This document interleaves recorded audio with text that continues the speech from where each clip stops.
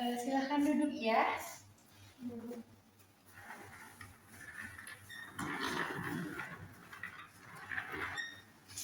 Bagaimana kabar kamu hari ini? Alhamdulillah baik Bu. Cuma saja akhir-akhir ini ada pikiran yang mengganjal. Oke, alhamdulillah baik. Nah, sebelumnya Ibu mau kamu memperkenalkan diri terlebih dahulu ya.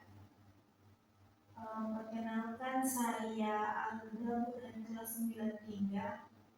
Alda dari 93 ya. Wali kelas 93 siapa ya? Ibu Tiara Bu. Oh, Ibu Tiara. Oke, baiklah. Nah, sebelumnya Ibu mau bertanya, apakah Alda pernah ikut sesi konseling individu sebelumnya? Sebelumnya saya tidak pernah datang ke ruangan ini dan juga belum pernah mengikuti konseling individu Bu. Oh, jadi Alda belum pernah ikut sesi konseling individu. Nah, karena Alda belum pernah mengikuti konseling individu, jadi Ibu akan menjelaskan apa itu konseling individu. Baik Bu.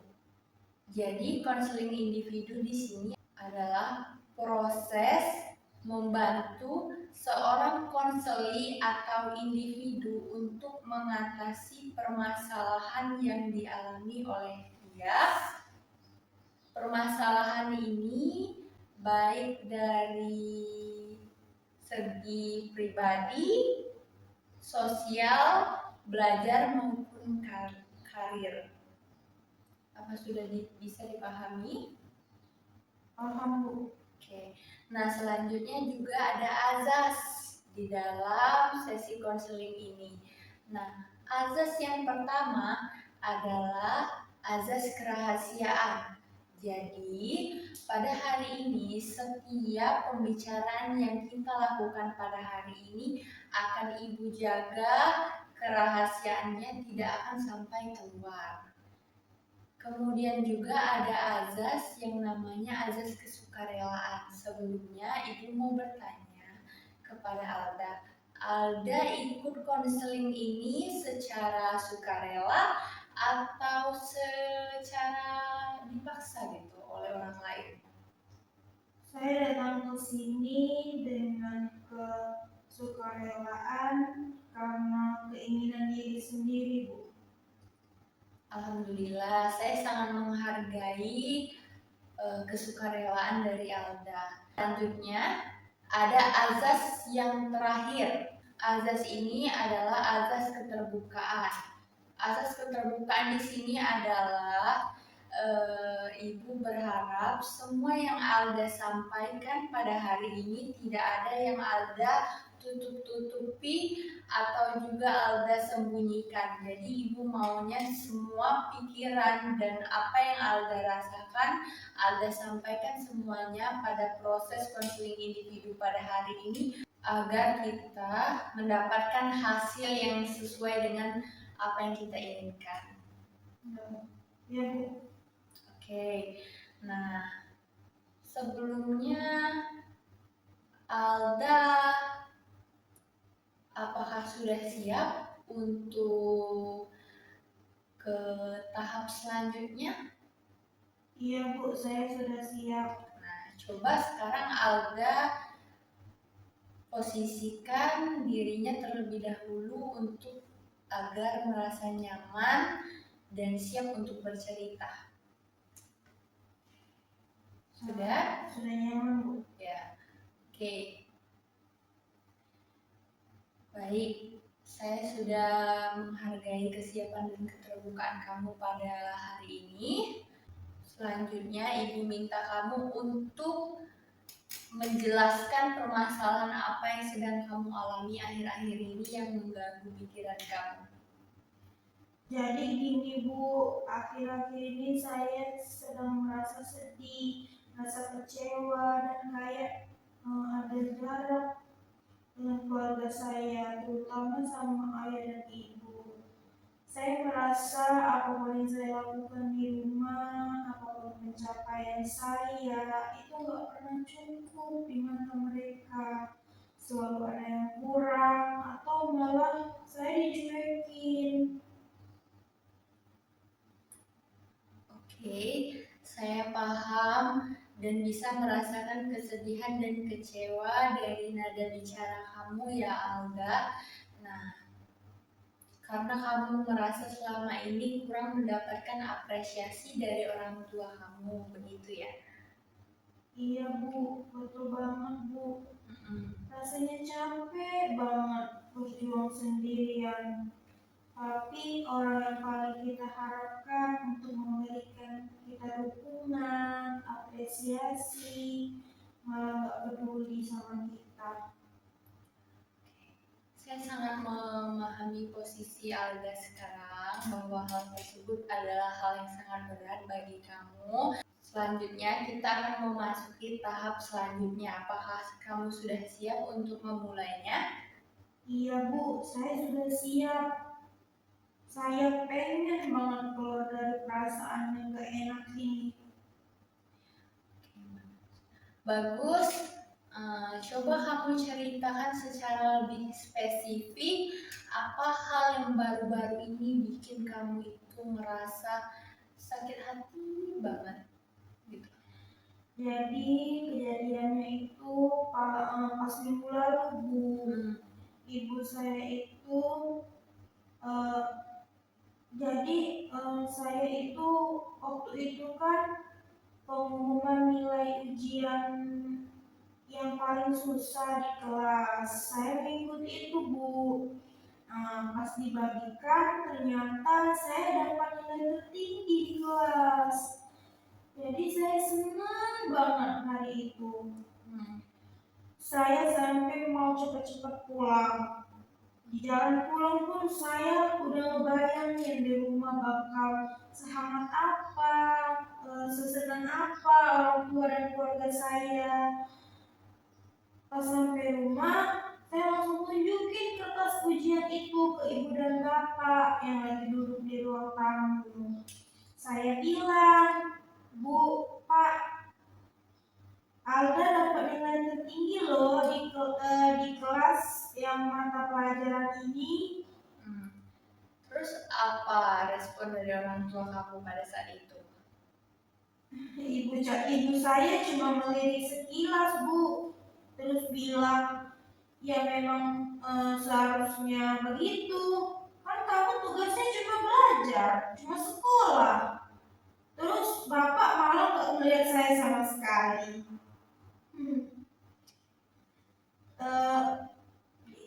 Dia cuma nyaut, jangan cepat puas. Gak ada ucapan selamat, gak ada senyuman, apalagi pelukan. Rasanya sakit banget Bu di hati. Oke, Ibu mengerti perasaan itu. Jadi peristiwa pemicu dari rasa sakit hati sekarang adalah ketika kamu membawa pulang prestasi, tetapi kamu tuh berharap bahwa orang tua itu mengapresiasi, bangga sama kamu, tapi realitanya di lapangan atau realita di rumah, kamu itu malah tidak mendapat respon yang sesuai dengan hal yang kamu inginkan, begitu ya? Iya Bu, benar banget. Ya jadi kejadian itu terus membuat saya kepikiran sampai sekarang, makanya saya datang ke sini. Saat itu apa yang kamu pikirkan saat menerima respon atau kalimat yang menurut kamu tidak sesuai dengan yang kamu harapkan dari orang tua kamu? Pikiran pertama saya saat itu sih, orang tua saya nggak pernah bangga sama saya. Saya jadi mikir buat apa saya belajar setengah mati sampai begadang. Tapi mereka nggak peduli kan? Saya juga langsung mikir Bu, kalau mereka tuh sebenarnya nggak sayang sama saya. Mereka tuh hanya bisa menuntut saya untuk sempurna tapi gak pernah menghargai usaha saya dan gak pernah menghargai apa yang udah saya dapatkan dari usaha saya tersebut. Oke, jadi Ibu perjelas ya bahwa kalimat atau pikiran yang terlintas di dalam benak kamu saat itu adalah eh, jika orang tua kamu tidak memberikan pujian, tidak banggakan eh, prestasi yang kamu dapatkan, itu artinya mereka itu tidak menghargai pencapaian kamu dan juga tidak sayang sama kamu sebagai seorang anak begitu.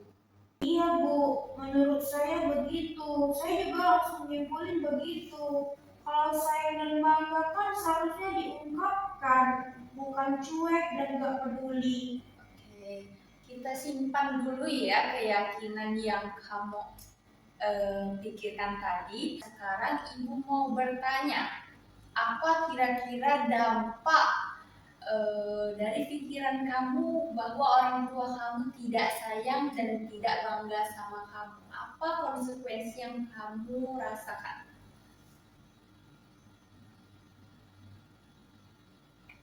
Saya jadi merasa sedih banget Bu. Saya sakit hati, saya kecewa, dan saya ngerasa kesepian di rumah sendiri. Kadang kalau malam di kamar, saya suka nangis. Saya nangis sendiri sampai ketiduran karena ngerasa, oh ternyata diri saya ini gak berharga banget ya keluarga ini. Oke, baik. Hal tersebut dari segi emosi kamu ya, kamu merasa sedih. Oke. Tapi menurut Ibu kamu sudah kuat, kamu bisa menghadapi hal tersebut. Tapi perlu kita tekankan dalam hal ini, dampak tersebut kan dari segi emosi. Selanjutnya dari perilaku kamu ke dalam kehidupan sehari-hari bagaimana, Alda? Yang saya rasain sih Bu, saya jadi males ngomong sama orang yang ada di rumah. Kalau di rumah saya lebih banyak lebih sering mengurung diri di kamar. Kalau diajak makan bersama saya cuma diem dan menjawab seadanya aja. Kadang saya juga mutusin buat nggak cerita-cerita lagi tentang pencapaian atau apapun yang saya alami di kampus ke mereka. Oh mereka juga nggak peduli kan, yang ada nanti bikin saya sakit hati. Baik, jadi kita lihat polanya ya, adanya keyakinan bahwa orang tua itu tidak sayang ke kamu dan tidak bangga sama kamu, kemudian mengakibatkan kamu sering merasa sedih, sering menangis di dalam kamar ketika malam hari, dan juga menarik diri dari keluarga kamu, betul begitu Alda? Iya Bu, betul. Oke. Sekarang, pada tahap ini, mari kita mencoba menguji pikiran yang tidak realistis pada diri kamu atau kita sebut saja pikiran irasional. Nah, coba Alda kamu berpikir objektif. Apakah benar-benar ada bukti nyata yang menyatakan di dalam buku gitu atau dalam televisi bahwa seorang orang tua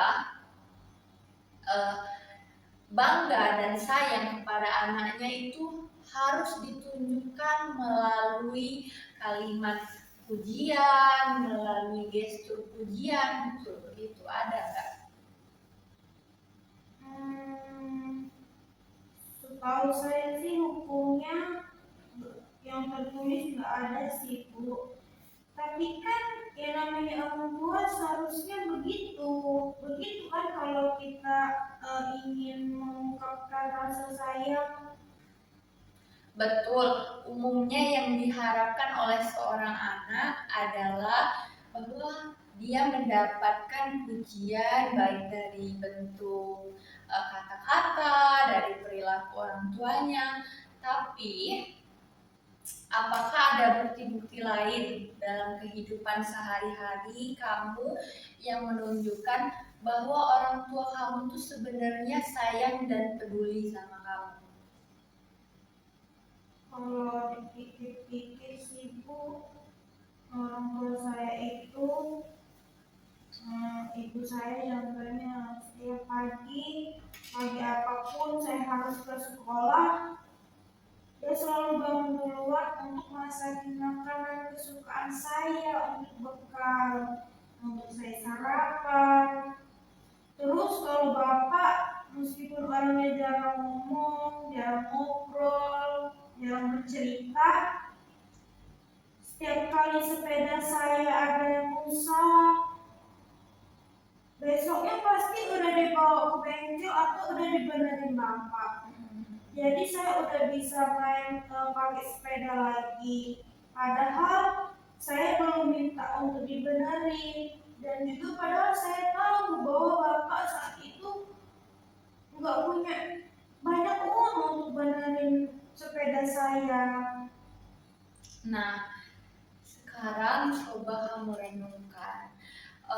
Ibu kamu memasak makanan untuk kamu setiap pagi, kemudian ayah kamu yang sangat peduli akan hal-hal kecil tentang kamu, sampai ke sepeda kamu pun dia peduli.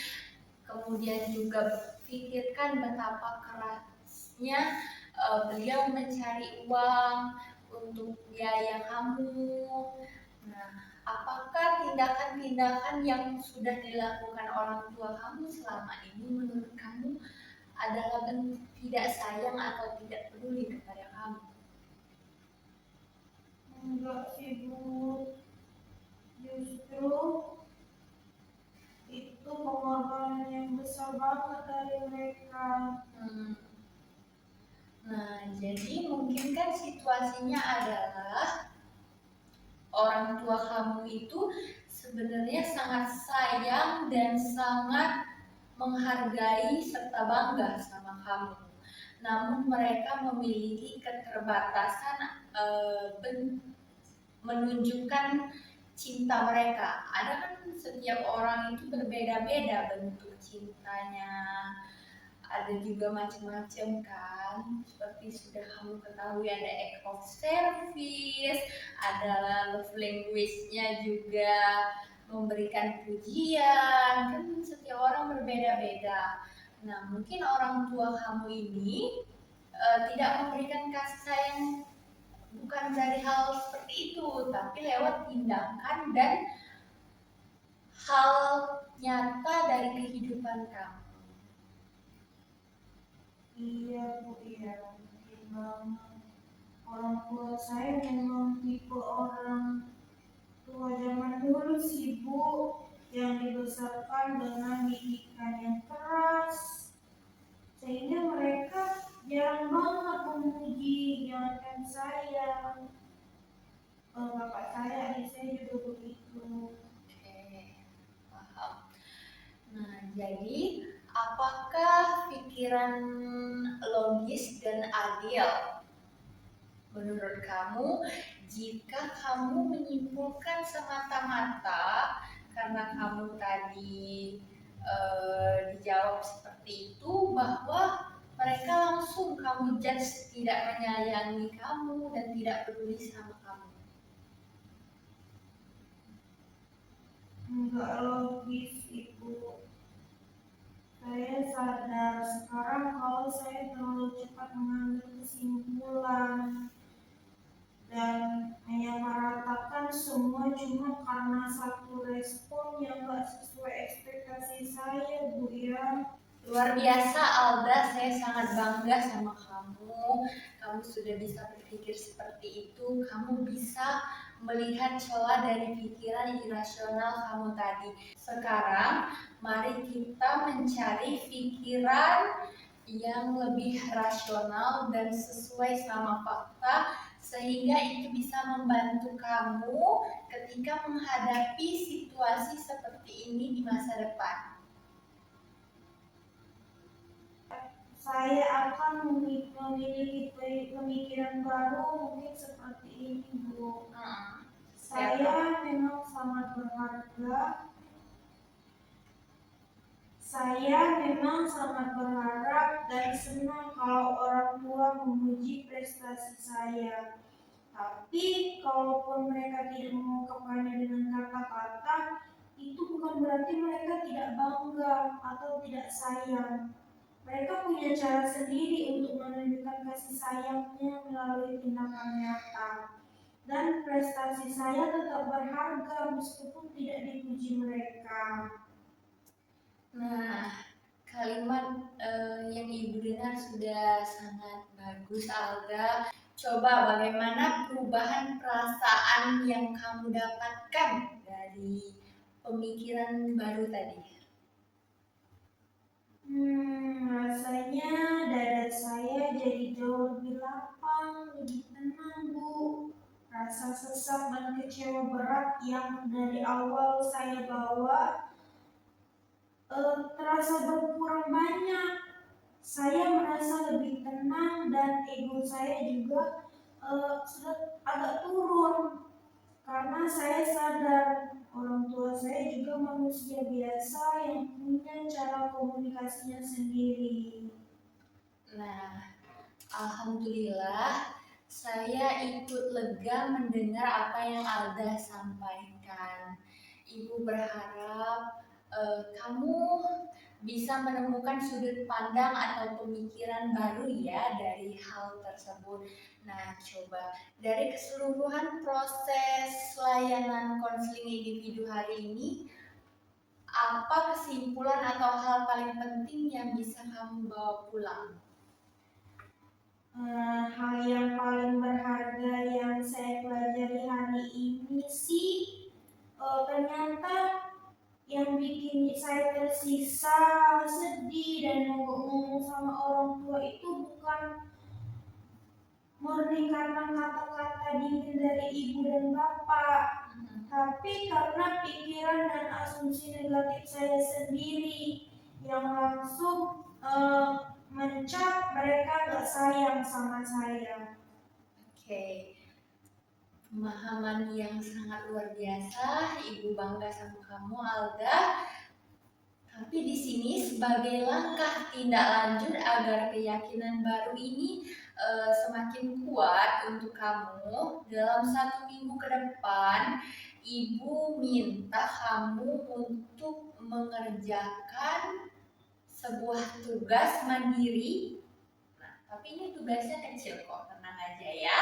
Setiap kali ketika kamu merasa kamu berpikir hal yang negatif atau irasional terhadap orang tua kamu, coba kamu catat. Misalnya, orang tua saya nggak sayang karena tidak memuji saya ketika saya memasak, ketika saya dapat nilai bagus. Nah, coba kamu catat, kemudian langsung kamu tantang pikiran negatif tersebut, kamu ganti menjadi pikiran yang rasional atau pikiran yang positif. Bagaimana? Apakah kamu bersedia mencoba tugas tersebut? Iya Bu, saya sangat bersedia. Ini pasti akan membantu saya banget untuk mengatur otak saya berpikir yang tidak aneh-aneh lagi. Bagus sekali. Saya sangat menghargai hal tersebut, keberanian, keterbukaan, dan juga kerja kerasmu hari ini sudah mengurai benang kusut dari permasalahan yang kamu alami hari ini. Terima kasih banyak juga ya Ibu. Terima kasih sudah mendengarkan saya dan menghakimi dan membimbing saya sampai bisa melihat masalah ini dengan kepala dingin. Saya merasa pulang dengan beban yang jauh lebih ringan. Oke, Alda, itu semua karena keterbukaan dari diri kamu pada sesi konseling hari ini. Kedepannya hubungan komunikasi di rumah bisa perlahan kamu perbaiki.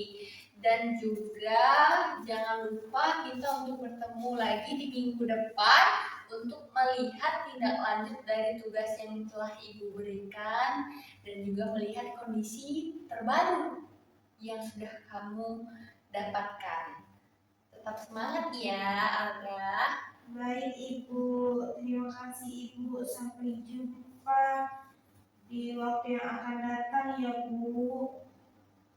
Saya pamit ya Bu. Assalamualaikum. Waalaikumsalam, Alda.